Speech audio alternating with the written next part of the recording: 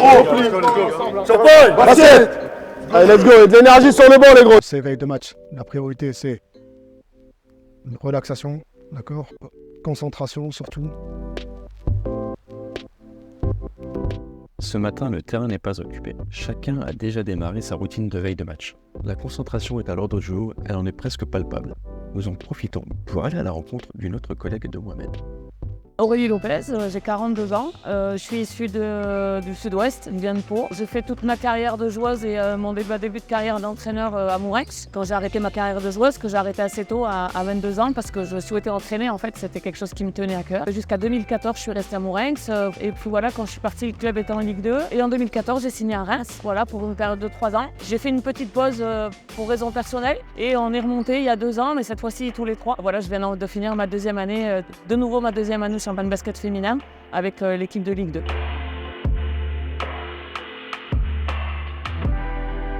Et je sais pas, j'ai tout de suite aimé entraîner, j'ai encadré des équipes, j'étais jeune et en fait à 23 ans j'avais mon BE2 quoi, en fait j'avais le plus haut diplôme. J'ai aussi eu la chance d'être entraînée par Valérie Demoury, qui aujourd'hui est coach de Montpellier. J'ai été son assistante en Ligue féminine tout en étant responsable du centre de formation. Je pense que oui, c'était une vocation sûrement, ouais, une vocation. Aurélie, comment a démarré ta carrière ? Ça va faire rire, mais j'étais assistante du coach des U11, ouais. De Poussine à l'époque, comme on disait. Et il s'avérait que ce coach-là était Valérie Demoury. Et c'est une chose que j'ai fait moi aussi. Par exemple, quand je suis arrivée ici la première année à Reims, j'avais aussi les U11 en même temps que la Ligue 2. La formation, c'est important et puis ça permet aussi d'avoir les pieds sur terre, hein, parce que quand on est dans le monde professionnel, on ne vit pas les choses de la même façon. Pour parler de mots, lui, quand on le voit, il a vraiment la fibre de la formation. Quand il en parle, c'est un passionné, quoi. Ça le fait vraiment vibrer. Volume de bras. Hop, on recommence. On recommence. Les gars, vous avez du mal à m'entendre? Quand je dis stop, on recommence, il n'y a pas besoin de dribbler 15 fois. Alors on est arrivé en même temps il y a 2 ans. Après en discutant, en fait, il s'est avéré qu'on s'est croisés des fois, mais bon, on se connaissait pas. Ça a tout de suite matché. La relation humaine est importante pour nous deux. On est tous les deux passionnés. Moi, quand je vois Mo, je me revois quelques années en arrière quand j'avais le centre de formation. En fait, voilà, il regarde mes matchs, je regarde les siens, on échange. Ça aide en fait à se remettre en question. Être entraîneur du centre de formation, c'est s'occuper des gamins ou des gamines, enfin, même s'ils ont 20 ans, enfin, ça fait de A à Z, en fait, on les accompagne. Et je sais que ce mot-là est très important et pour moi, c'est accompagner, en fait, parce qu'on est déjà éducateur à la base, on n'est pas que entraîneur, on est éducateur. Donc il faut les accompagner à devenir des sportifs, mais aussi des hommes, comme on dit, avec un grand H ou des femmes, voilà, dans leur vie de tous les jours. Il est là à chaque seconde pour les gamins qui l'accompagnent. Et comment tu décrirais Mohamed et sa méthode ? C'est quelqu'un de très humain, mais de très exigeant. Et l'un n'empêche pas l'autre. Enfin, je vois la relation qu'il a avec ses joueurs au jour le jour. Il est très exigeant sur le terrain. Il y a un cadre bien défini et je pense que c'est nécessaire. Mais par contre, il est là pour eux dans n'importe quelle situation. Il les accompagne au mieux pour que chaque joueur et chaque homme évolue de la meilleure manière possible et chacun à son niveau, c'est-à-dire que peut-être qu'il y en a un qui ira jouer en Pro B ou en Pro A, d'autres qui iront jouer en National 2, National 1, mais le but c'est de les accompagner au mieux de leurs possibilités à eux, de chacun. Ouais. Par exemple, l'autre jour, pour citer Thomas qui a fait une perf énorme, je ne sais plus, il a fini à 40 d'évaluation, quelque chose comme ça. J'ai été le voir le lundi en ayant parlé un mot avant et Mo me dit ça serait bien que tu lui dises pour dire qu'il avait une évolution cette année extraordinaire. Je me rappelle de ses 3 premiers jours ici, il était cuit, il avait ses blisters, il avait mal partout, il a dû se dire mais qu'est-ce que je fais là? Et aujourd'hui quand je vois ce qu'il est devenu, il s'est ouvert en tant que personne, il a bossé et le travail est récompensé sur ses performances. Et Mo me disait que c'était important pour lui qu'il l'entende aussi et puis Thomas m'a remercié, voilà c'est un petit exemple. Et après ces 2 ans à côtoyer Mohamed, qu'est-ce que tu pourrais lui souhaiter ? Surtout de rester comme il est, parce que je pense que c'est sa force en fait. C'est quelqu'un vraiment de passionné, d'investi, c'est un homme de projet en fait, il a toujours envie d'avancer, de créer des choses et il le fait pour les jeunes. On sent que c'est vraiment sa passion, former, encadrer, accompagner. Ouais. C'est un mot qui lui tient à cœur et je le vois tous les jours. Il aime tellement ce qu'il fait qu'il il travaille pour réussir et de là où il est parti et où il est aujourd'hui, je lui souhaite que le meilleur et qu'il continue à grandir. Qu'est-ce qui te paraît indispensable pour évoluer à haut niveau ? Humilité, travail, passion. Je pense que sans ces 3 choses-là, c'est compliqué. Voilà. Après, il y a des joueuses qui ont du talent naturel, mais sans travail et sans humilité, ça passe pas. Il y en a qui ont un peu moins de talent, mais avec beaucoup de travail et d'humilité, ça passe. C'est vraiment 3 choses, je pense, les plus importantes pour réussir à haut niveau. Retrouvons Alexandre, qui nous parle un peu plus en détail du travail individualisé avec les jeunes. Tire juste avec la main là, vas-y, la mets devant. Pousse là. Ok, encore. Je fais qu'avec une main là pour l'instant. Oui, avec les jambes, je veux les jambes. Alors du coup, mon rôle sur le développement individuel des joueurs, il va être assez différent en fonction des joueurs déjà. C'est à moi de m'adapter à ce que le joueur a besoin et ce que moi je dois leur proposer. Dans un premier temps, il y a des entretiens au début de la saison. Parce qu'en début de saison, on a souvent des joueurs, on va dire qu'ils ne sont pas en confiance. Pourquoi? Parce que le temps de s'adapter au groupe, aux nouveaux coachs ou pour les joueurs entrants, je vais surtout déjà faire un travail d'énormément de confiance avec eux, de voir ce qu'il faut travailler, là où sont ses points forts, ses points faibles. Dès que cette confiance elle est établie, on va pouvoir commencer à travailler sur ses objectifs. Il peut y avoir du tir, il peut y avoir du dribble, les enchaînements d'actions, il peut y avoir énormément de choses. Donc moi, mon rôle, c'est de réussir à faire que les joueurs arrivent à tout imbriquer. Un moment peu commun au sein d'un centre de formation en ce début d'après-midi. Les jeunes nous ont autorisés à être présents sur la seconde partie, la première étant personnelle et n'ont pas souhaité avoir les caméras.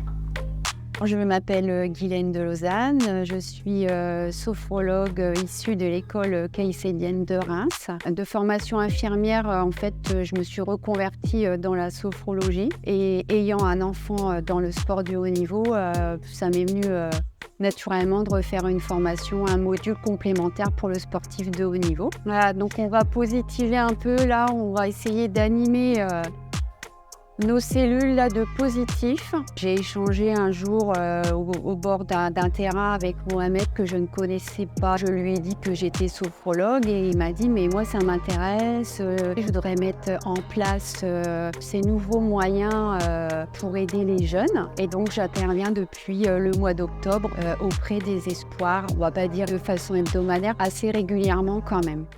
C'est la pause bienveillante. Je prends soin de mon corps. C'est pas contraint ni par moi ni par le coach. Il faut que la démarche vienne d'eux-mêmes. J'ai constaté qu'il y a des jeunes qui venaient parce que ça leur faisait 1 heure de récré ou alors ils venaient par pure curiosité, ce qui est normal parce qu'il faut vraiment s'approprier la méthode. Et en fait, ils m'ont jamais lâché. C'est notre moment que nous nous accordons. La séance se déroule sur à peu près 3/4 d'heure. On démarre toujours par une anamnèse de comment s'est passée leur semaine, leurs défaites, leurs victoires, parce qu'il faut temporaliser aussi ça. Ils savent que tout ce qui est dit ici, ça ne sortira pas d'ici. En fonction du ressenti du coach ou de eux-mêmes, j'adapte la séance. Ce sont des séances qui sont nécessairement basées sur la confiance, l'estime de soi, la concentration. Et donc là, j'attaque la frustration. Mais pour tout ce qui est confiance et estime de soi, je vois énormément de progrès. Il me l'a présenté dans le sens où il pense que les jeunes ont besoin une aparté bien-être, quel qu'il soit. Il est intimement convaincu que la sophrologie amène forcément un bien-être qui soit au niveau physique, au niveau mental, au niveau de la corporalité. Et puis, avec ce souvenir-là heureux, nous allons nous rappeler toutes les sensations que cela nous amène à notre mental, à notre corps. La difficulté, c'était de leur faire accepter et s'approprier vraiment la méthode, quoi. Je leur demande des choses personnelles, mais pas intime, parce que j'ai besoin de savoir ce qu'ils ont ressenti après séance pour pouvoir m'adapter la prochaine fois, pour tenir le protocole, mais pour sportifs de haut niveau. Et qu'en est-il de la relation de travail avec Mohamed ? Pour avoir connu d'autres coachs, c'est quelqu'un qui est très humain, très à l'écoute de l'autre, qui est en constante demande de progression, qui est toujours dans le questionnement de comment puis-je faire mieux, comment puis-je faire évoluer mon équipe. Il est toujours dans le questionnement. Donc on temporise.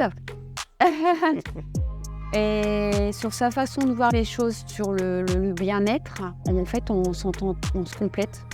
Et quand nous le voudrons, nous pourrons commencer à remobiliser là tout notre corps en bougeant nos jambes, en nous étirant, en nous grattant, en bâillant. Et quand vous le voudrez, vous pourrez rouvrir les yeux ici et maintenant. Alors, j'ai rencontré des jeunes de hand. Donc, les problématiques sont les mêmes. Frustration, estime de soi, pression à gérer. Dès l'instant où on rentre en sport-études, on est coupé de sa famille. Oui, la distanciation qui est souvent. Ouais, ça revient beaucoup, ça. Est-ce que c'est plus facile pour vous, ça, que l'objet? C'est mieux le souvenir, point. Selon toi, qu'est-ce qu'un sportif de haut niveau? Alors, c'est une question qui est difficile parce que je pense que la vision n'est pas la même pour tout le monde. Être sportif de haut niveau, c'est déjà avoir un bon mental, être souple d'esprit et de caractère, être passionné. Si t'es pas passionné, t'es pas sportif de haut niveau. De prendre tous les outils qu'on peut leur apporter. Que ce soit effectivement de la sophro, il y a des clubs qui font de l'hypno, il y a des clubs qui font du yoga. Ça peut être qu'un bonus. Ouvrez-vous à d'autres méthodes, venez découvrir, essayez par vous-même et jugez après. Et puis n'hésitez pas ce soir à faire une petite séance de concentration. Allez, vous allez vous faire rouspéter. De rien. Salut Axel. Retrouvons Coach Mo pour le bilan quotidien. En fait, veille de match, on est beaucoup sur la mise en place forcément. Donc le niveau de communication, il doit être élevé un peu comme celui-ci, voire même peut-être plus, même si je suis très axé sur nous. L'idée, c'est que les joueurs connaissent la philosophie de l'équipe. Voilà, demain, on va jouer une équipe de foot. C'était une équipe ultra intense et athlétique qui est un peu homogène au niveau des tailles. Donc, ils proposent notamment des défenses un peu comme du switch parce que finalement, ils n'ont pas des tailles qui les mettraient en difficulté sur des mismatchs. Donc les mêmes principes, d'accord? Balle intérieure. Ok, il va y avoir la coupe d'ailleurs. D'accord? À l'intérieur de ça, je veux que moi, mes gars, ils se concentrent sur eux. Et ils restent fidèles à notre identité, tout en sachant un petit peu comment les embêter pour essayer d'aller chercher la victoire derrière. Donc on est beaucoup sur tout le travail de concentration et de dramatisation un peu du match. Donc on met en place la sophrologie par exemple. Derrière, on est vraiment sur du tir quantitatif.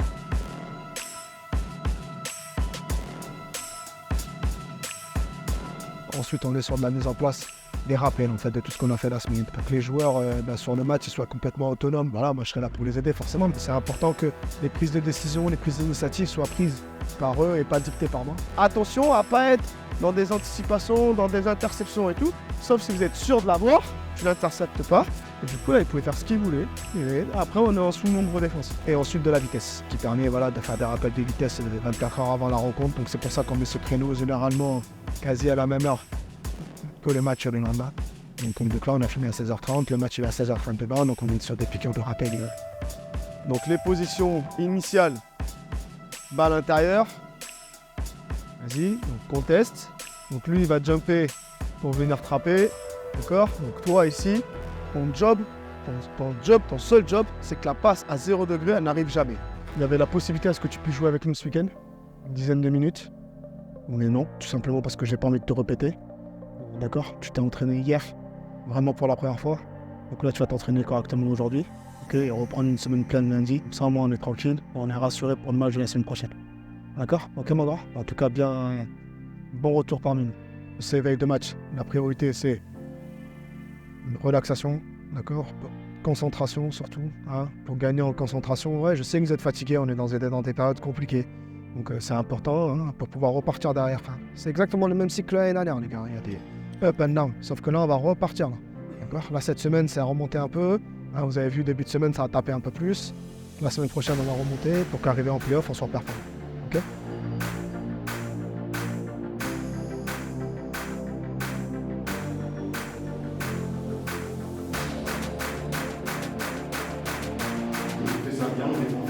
On a la maison. Là, on est beaucoup. Ça veut dire que je veux pas que le bon il parle pas, je veux pas que son terrain on parle pas. Ce qui est vraiment bien, c'est qu'on n'est pas confondu dans la masse. Derrière, défensivement, pression sur la balle tout de suite sur tout terrain. Et moi, je l'ai réellement vu évoluer, quoi, on va dire sur ces 10 années.